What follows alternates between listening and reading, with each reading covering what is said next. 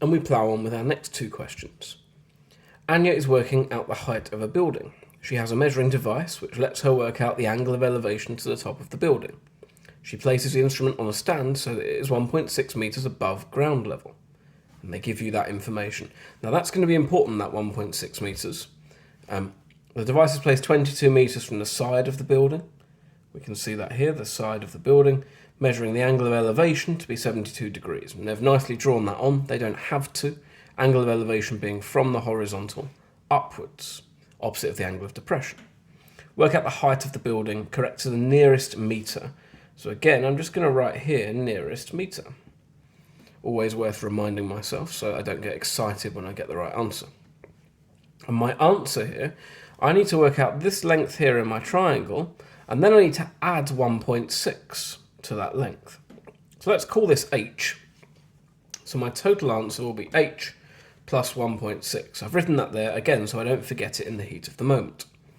And then I want to find h. So I look at my angle, I know my opposite and my adjacent, I don't know my hypotenuse. It is right angled, I've got horizontal and vertical. So again, I can look at SOHCAHTOA. Opposite and adjacent, I have tan. So tan 72 is equal to opposite h over adjacent 22. So h is equal to 22 times tan 72. And therefore, my total height, let's write that out, my total height is 22 tan 72 plus 1.6. And I'll type that all into my calculator now. So 22 tan 72 plus 1.6, giving me an answer of 69.309 and so on metres, or, to the nearest metre, 69 metres. It's vital we don't forget that plus 1.6. Question 6. Prove algebraically that the recurring decimal 0.21 recurring, so 0.21212121, can be written as 7 over 33. So I'm going to write that. It's proving algebraically, so I can't do anything numerically here. I do need to show it algebraically.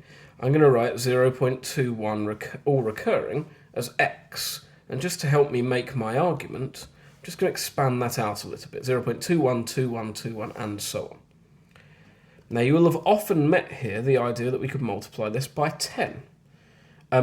We can do that here, that would be fine, but it's not going to be massively helpful because 10x would be 2.1212. When I try to subtract those, things won't cancel out. So instead I'm going to multiply by 100x, and the reason I'm doing that is it will give me 21.212121, so all of my decimals will cancel out.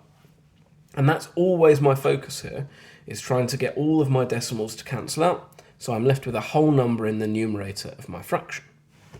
Let's call these equations 1 and 2, and I'll tell the examiner I'm doing 2 subtract 1. 100x subtract x is 99x, and then 21.212121 and so on forever subtract 0.212121 and so on forever is just 21. That's why it's so important that our decimals line up. To solve for x, I divide by 99, 21 over 99. I would need to show that step because I know what the final answer is. I can cancel both by 3. 21 divided by 3 is 7, 99 divided by 3 is 33, and I have the answer they've requested of me. So I must show very clearly to an examiner that I know what I'm doing, and I must show I'm doing it algebraically as well. And that's the next couple of questions sorted.